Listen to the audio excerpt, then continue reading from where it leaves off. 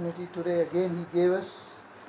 परमेश्वर ने एक और बार हमें जो आज के दिन में एक सुंदर सौभाग्य दिया है, उसके लिए परमेश्वर का धन्यवाद करेंगे। That we could come in His presence once again for prayer. और उसकी उपस्थिति में प्रार्थना के लिए हम आज पाए हैं। And as we gather at His feet for prayer, may the Holy Spirit lead us. और हम जब उसके चरणों के पास प्रार्थना के लिए इकट्ठा हुए हैं, पवित्र आत्मा परमेश्वर हमारी अगुवाई करे। As we go to the word of the Lord, there are many prayers in the Bible. जब हम परमेश्वर के वचन में जाते हैं तो यहाँ पर हम कई प्रार्थना के विषय देखते हैं। We'll see one prayer in the Old Testament in First Chronicles. और हम पहले इतिहास की पुस्तक में से पुराने नियम में एक प्रार्थना को देखेंगे। First Chronicles chapter 4 verse 9 and 10. पहला इतिहास उसका चौथा अध्याय 9 और 10 वचन। पहला इतिहास चौथा अध्याय 9 और 10 वचन। याबेस अपने भाइयों से अधिक प्रतिष्ठित हुआ और उसकी माता ने यह कहकर उसका नाम याबेस रखा, मैंने इसे पीड़ित होकर उत्पन्न किया। याबेस ने इस्राएल के परमेश्वर को यह कहकर पुकारा, भला होता कि तू मुझे सचमुच आशीष देता और मेरा देश बढ़ता और तेरा हाथ मेरे साथ रहता और तू मुझे बुराई से ऐसा बचा रखता कि मैं उससे पीड़ित न होता, और जो कुछ उसने मांगा वह परमेश्वर ने उसे दिया। In these short only 2 verses Jabez is mentioned. केवल इन 2 पदों में याबेस का उल्लेख हमें मिलता है। And from these verses we know that Jabez was a man of prayer. और इन 2 वचनों से हम सीख सकते हैं याबेस प्रार्थना पुरुष था। And there is no doubt he prayed for others. और इसमें कोई शक नहीं है कि उसने दूसरों के लिए भी प्रार्थना किया। But here in this particular verses we see him praying for himself. परंतु इस विशेष वचन में हम उसे स्वयं के लिए प्रार्थना करते हुए देखते हैं। And it is not selfish to pray for ourselves. और ये कोई स्वार्थीपन नहीं है कि हम अपने लिए प्रार्थना करें। Because when we pray for ourselves, क्योंकि जब हम अपने लिए प्रार्थना करते हैं, that is the time when we will be blessed and we will be a blessing for others. उस समय हम स्वयं ही आशीषित होंगे और दूसरों के लिए भी आशीष का कारण ठहरेंगे। It was when Jabez prayed for true prosperity that God answered his prayers. और याबेस ने अपने जीवन में फलवंत होने के लिए जब प्रार्थना किया, परमेश्वर ने उसकी प्रार्थना का उत्तर दिया। And that's how he could be a blessing to others too. और इसी कारण वह दूसरों के लिए भी आशीष का कारण हुआ। We'll see 4 characteristics from the prayer of Jabez. याबेस की प्रार्थना के 4 विशेषताओं को हम देखेंगे। First thing we read that it was an intelligent prayer. सबसे पहले हम यह देखते हैं कि यह बुद्धिमान प्रार्थना थी। Because in verse 10 we read Jabez prayed to the God of Israel. क्योंकि हम यहाँ 10वें वचन में पढ़ते हैं, याबेस ने इस्राएल के परमेश्वर को यह कहकर पुकारा। The God who had made covenant with his people. परमेश्वर जिसने अपने लोगों के साथ वाचा बांधी। The true and living God. सच्चा और जीवित परमेश्वर। And the God who is the creator of this whole universe. और वह परमेश्वर जो इस पूरे ब्रह्मांड का सृष्टिकर्ता है। So the basic and very important thing is to know God to whom we pray. इसीलिए बुनियादी बात, जरूरी बात यह है कि हम जाने हम किससे प्रार्थना करते हैं। As our Lord Jesus Christ also told in his pattern of prayer which he taught. और प्रभु यीशु मसीह ने जो नमूना सिखाया प्रार्थना का, उसमें भी प्रभु ने यही कहा। He told us to address him as Heavenly Father. और प्रभु ने हमें यह सिखाया है कि परमेश्वर को हम स्वर्गीय पिता कहकर संबोधित करें। And the only person who knows God and who is saved can call him a father. और केवल वह जो परमेश्वर को जानता है और उद्धार पाया है वही उसे स्वर्गीय पिता कहकर पुकार सकता है। As we read in Galatians that we are sons, Galatians chapter 4 and verse 6. और जैसे हम गलातियों को लिखी गई पत्री 4 अध्याय के 6वें वचन में हम पढ़ते हैं, हम उसके पुत्र हैं। And God has sent forth His Spirit, or the Spirit of His Son, into our hearts, crying out, Abba, Father. और हम 6वें वचन में भी देखते हैं कि उसके पुत्र की आत्मा को परमेश्वर ने हमें दिया है, जिसके द्वारा हम पुकारते हैं, हे अब्बा, हे पिता।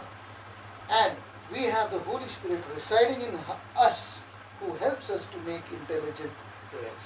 और हम में पवित्र आत्मा वास करता है, जो हमें बुद्धिमानी से प्रार्थना करना सिखाता है।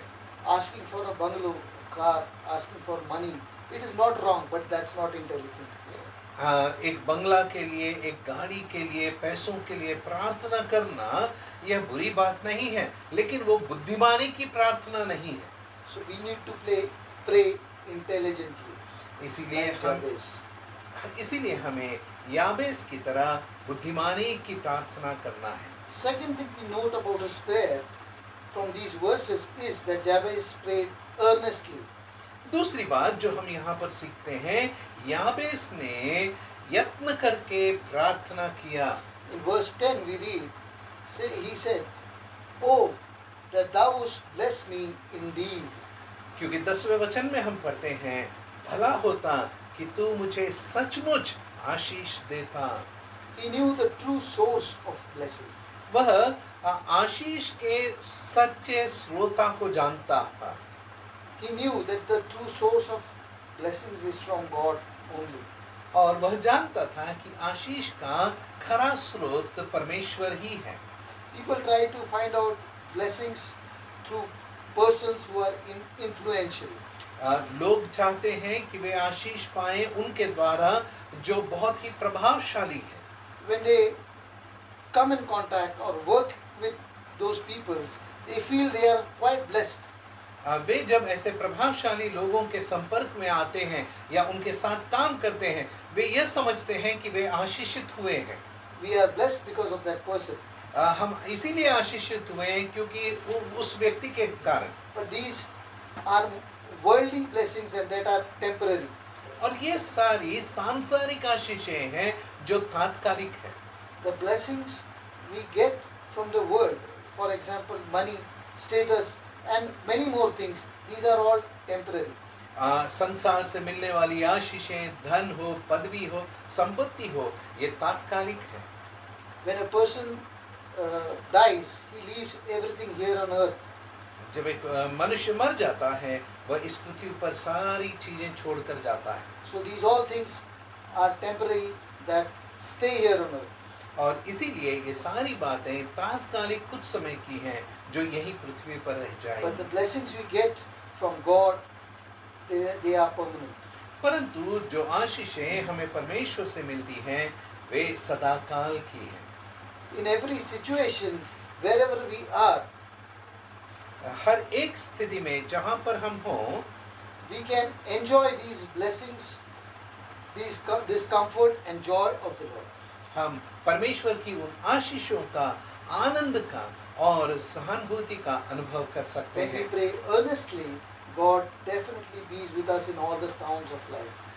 हम जब सच्चाई के साथ, खराई के साथ प्रार्थना करते हैं, इन सभी तूफानों में परमेश्वर हमारे साथ रहता है। So we have to be earnest in our prayers. इसीलिए हमें हमारी प्रार्थना में खरा रहना है। As we know, when Jacob wrestled with God, हम जानते हैं जब याकूब परमेश्वर के साथ मल्ल युद्ध कर रहा था, in Genesis chapter 32 and verse 26 we read, उत्पत्ति के 32वें अध्याय के 23वें वचन में हम पढ़ते हैं, Jacob said, I will not let you go. In the second last part we read, I will not let you go except thou bless me. और याकूब ने यह कहा कि जब तक तू मुझे आशीर्वाद न दे तब तक मैं तुझे जाने न दूंगा। That was the earnest prayer of Jacob. यह याकूब की सच्चाई से भरी हुई प्रार्थना। Here it is a earnest prayer of Jabez too. He said, "Oh, that thou would bless me indeed." और इसी प्रकार याबेस की यह प्रार्थना थी, सच्चाई से भरी प्रार्थना, भला होता कि तू मुझे सचमुच आशीष देता। Third thing we read, Jabez prayed definitely, means he knew what he wanted. और तीसरी बात हम देखते हैं, याबेस ने सुनिश्चित रीति से प्रार्थना की, उसे मालूम था उसे क्या प्रार्थना करना है। Yeah, like if we read in 1 Samuel chapter 1, verse 10 and 11, where Hannah prayed, she prayed for a male child. She was definite what she wanted from God.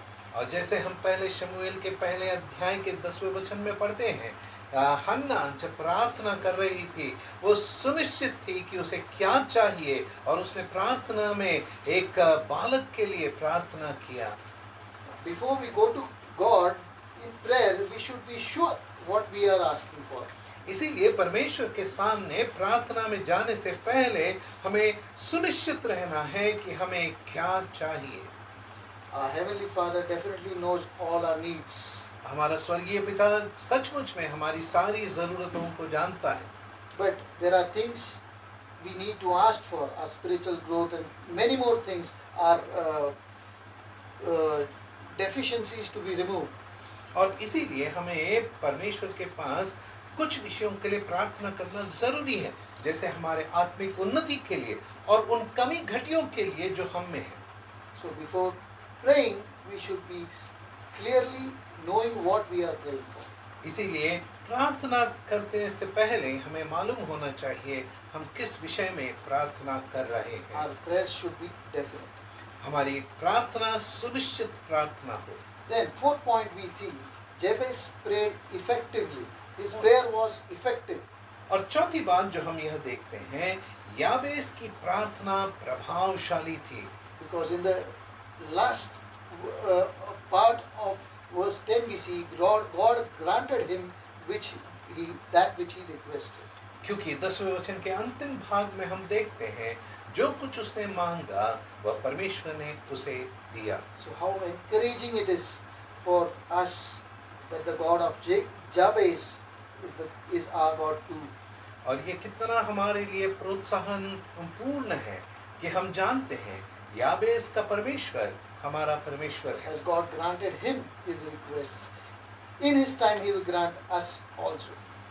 जिस प्रकार से परमेश्वर ने उसने जो कुछ मांगा उसे दिया, उसी प्रकार हमारा परमेश्वर अपने समय पर हमारे मांगने पर देता है। When we are earnestly asking him, जब हम खराई से उससे मांगते हैं, when we obediently walk in his ways, जब हम आज्ञाकारिता के साथ उसके मार्ग पर चलते हैं, and when our ways are well pleasing to him, और जब हमारे मार्ग उसे आनंद देने वाले होते हैं। we'll just read a verse from Jeremiah chapter 33 and verse 3. यिर्मयाह की पुस्तक 33वें अध्याय के 3 वचन को हम पढ़ेंगे। What the Lord says. परमेश्वर का वचन क्या कहता है? यिर्मयाह की पुस्तक 33वां अध्याय 3 वचन, मुझसे प्रार्थना कर और मैं तेरी सुनकर तुझे बड़ी बड़ी और कठिन बातें बताऊंगा जिन्हें तू अभी नहीं समझता। Such a wonderful assurance God has given us. कितना सुंदर आश्वासन है जो परमेश्वर ने हमें दिया है। Now, as we saw these 4 things, we will learn some 4 things that are mentioned in verse 10. अब हम जो 4 बातें सीखे हैं, तो उन 4 बातों को इस 10वें वचन में से और भी सीखेंगे। More 4 things we will learn. और 4 बातें सीखेंगे That will be helpful for our prayers. जो हमारे प्रार्थना में हमारे लिए सहायक होंगे। In the first part of chapter 10, we read, "Oh, that thou would bless me indeed." या 10वें वचन के प्रार्थना के पहले भाग में हम पढ़ते हैं, भला होता कि तू मुझे सचमुच आशीष देता। What was the meaning of his request? Bless me. उसने जो पूछा कि मुझे आशीष देता, इसका अर्थ क्या है? Yes, surely Jabez is praying for God's blessings that he might be the man God wants him to be. इस प्रार्थना का अर्थ यह है कि याबेस यह चाहता है कि वह पुरुष हो जो परमेश्वर चाहता है. What God wants us to be can be by His grace alone. परमेश्वर हमसे क्या चाहता है या हमें जिस प्रकार चाहता है, वह परमेश्वर के अनुग्रह से ही संभव है. In Ephesians chapter 1 and verse 3, we read, God has blessed us with all heavenly blessings in Christ. इफिसियों को लिखी गई पत्री पहले अध्याय के 3 वचन में हम पढ़ते हैं कि परमेश्वर ने हमें मसीह में स्वर्गीय स्थानों में सब प्रकार की आत्मिक आशीष दी है. So every believer is completely blessed in Christ. इस रीति से हर एक विश्वासी प्रभु यीशु मसीह में परिपूर्ण रीति से आशीषित है. Let's read 2 Corinthians chapter 9 and verse 8. करंथियों को लिखी गई दूसरी पत्री 9वां अध्याय और उसका 8वां वचन पढ़ेंगे.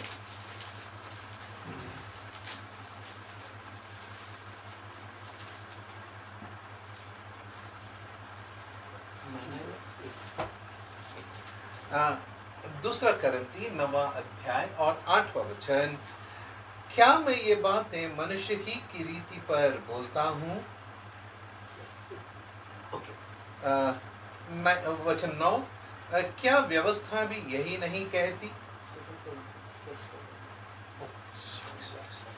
2 Corinthians chapter 9 and verse 8. Here we read, and God is able to make all grace abound towards you, that ye always, having all sufficiency in all things, may abound to every good work.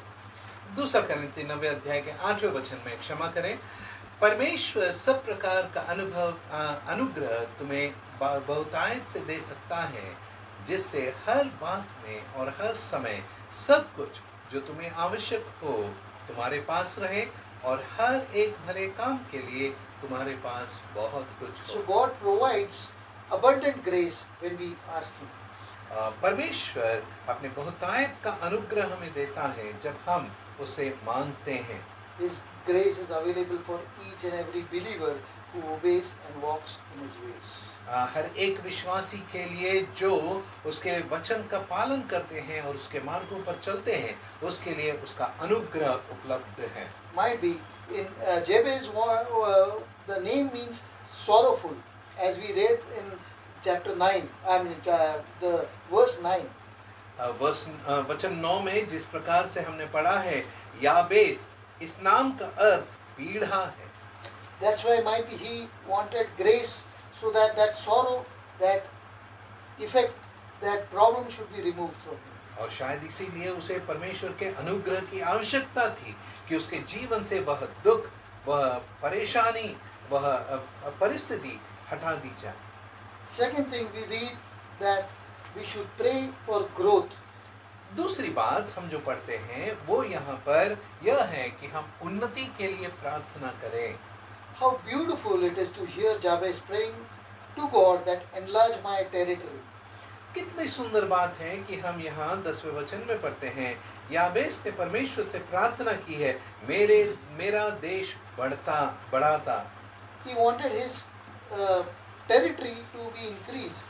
वह चाहता है कि उसके देश का विस्तार बढ़े. Many Christians today remain in spiritual babyhood, remain children today and are satisfied as they are. और कई विश्वासी मसीही अपने विश्वास के बालकपन में, लड़कपन में ही संतुष्ट हैं. That's why Paul writes in the letter to Corinthians. He says, I couldn't speak to you as spiritual people, but as children, babes in Christ. इसीलिए वह करंथियों को लिखी गई पत्री में कहता है कि मैं तुम्हें आत्मिक मनुष्यों की तरह नहीं कह पाता हूँ, क्योंकि अब भी तुम बालक हो. We have to pray for our spiritual growth. हमें अपने आत्मिक उन्नति के लिए प्रार्थना करना है। We have to pray for God to increase our knowledge about Him. हमें प्रार्थना करना है कि उसका ज्ञान हम में बढ़ता जाए। We need to pray for our love for God to increase. हमें प्रार्थना करना है कि हम में उसके लिए प्रेम बढ़ता जाए। And when we love God, the love for others should also increase. We should also pray for that. और जब हम परमेश्वर के प्रेम में बढ़ते जाते हैं, उसी प्रकार हम एक दूसरे के साथ प्रेम करें, उसमें भी बढ़ते जाना Yeah, है। because we lack in that area of our life of love.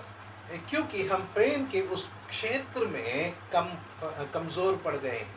We cannot love God completely, so we cannot love the people around us. हम परमेश्वर से पूरी रीति से प्रेम नहीं कर पाते हैं, इसीलिए हम अपने इर्द गिर्द लोगों के साथ भी प्रेम नहीं कर So पाते these हैं। are the two basic commandments which God has told us to obey. इसीलिए ये दो बुनियादी आज्ञाएं हैं जो प्रभु ने हमें मानने के लिए बताया है। We should pray to God that this love increases, grows. हमें प्रार्थना करना है कि हमारे जीवन में यह परमेश्वर का प्रेम बढ़ता जाए। We should pray to God to increase more opportunities for us to share the gospel. परमेश्वर से प्रार्थना करना है कि परमेश्वर के सुसमाचार के प्रचार के लिए और भी अवसर हमें मिले। We need growth in our usefulness for God's kingdom. हमें प्रार्थना करना है कि हम परमेश्वर के राज्य के लिए उपयोगिता में बढ़ते जाएं। And this growth will definitely be a costly one. और सचमुच में ये इस उन्नति के लिए एक बड़ा दाम हमें चुकाना होगा। Because when all these territories are enlarged, क्योंकि जब ये क्षेत्र का विस्तार होगा, that time there will be sacrifice involved. और उस समय वहाँ पर बलिदान की जरूरत होगी। There will be testings. वहाँ पर परीक्षाएं होंगी।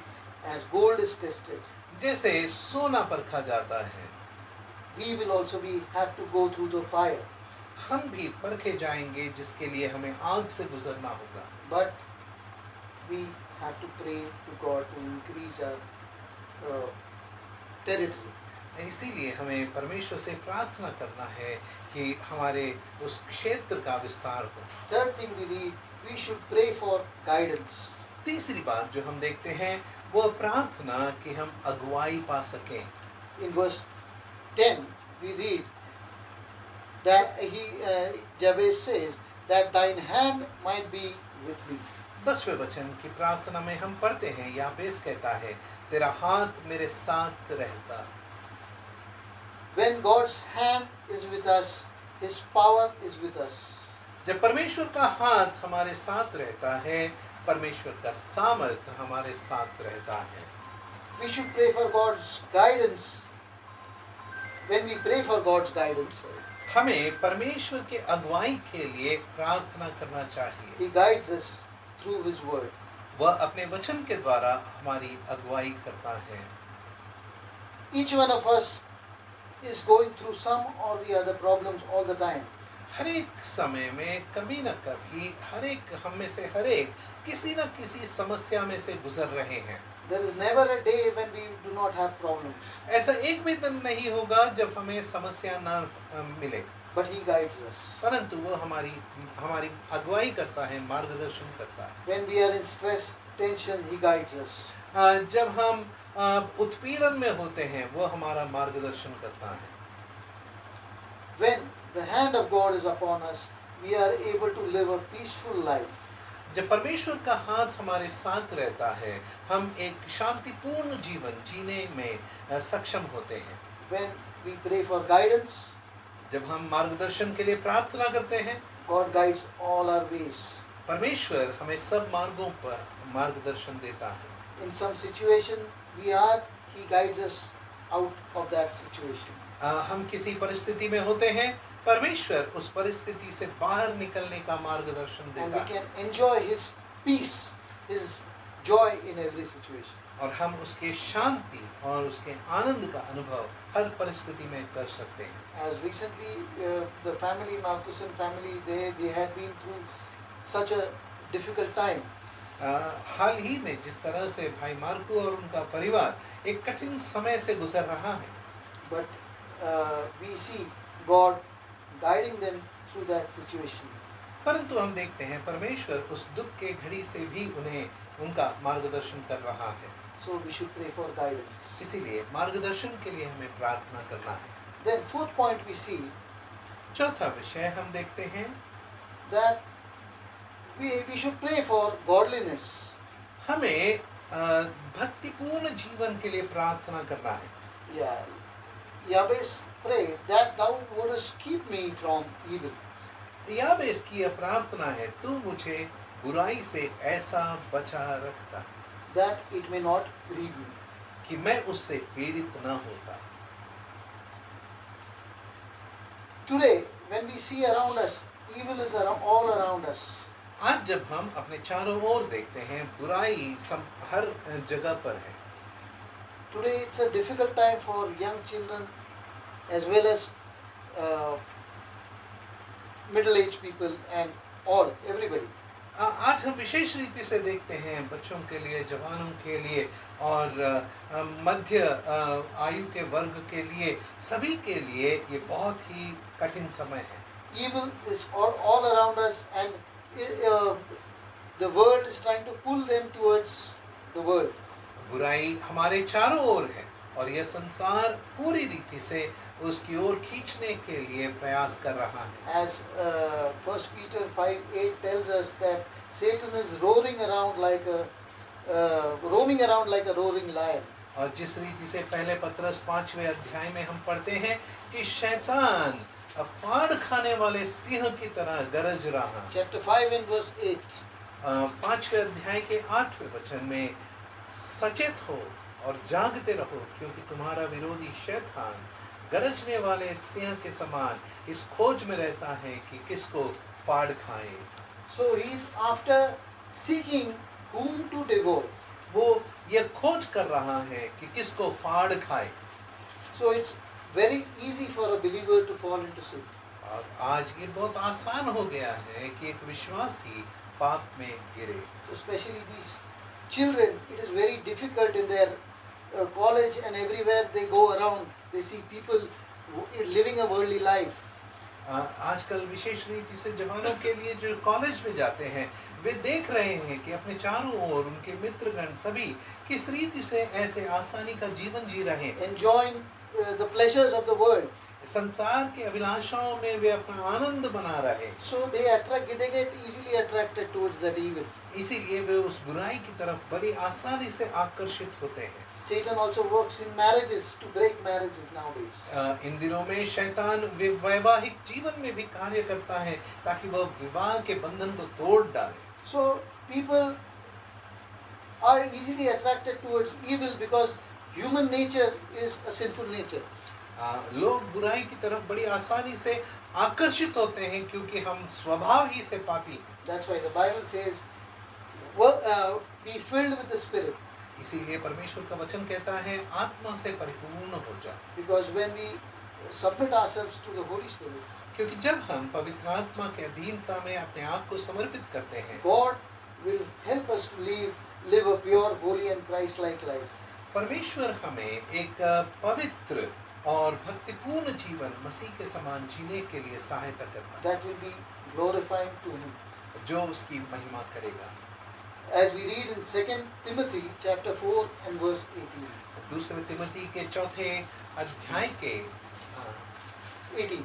18वें वचन में जैसे हम पढ़ते हैं, दूसरा तिमोथी चौथा अध्याय 18वें वचन में, और प्रभु मुझे हर एक बुरे काम से छुड़ाए और अपने स्वर्गीय राज्य में सुरक्षित पहुंचाएगा, उसी की महिमा युगानुयुग होती रहे। आमीन। सुरक्षित चलाएगा. He will take us safely. वह हमें सुरक्षित पहुंचाएगा। Yeah.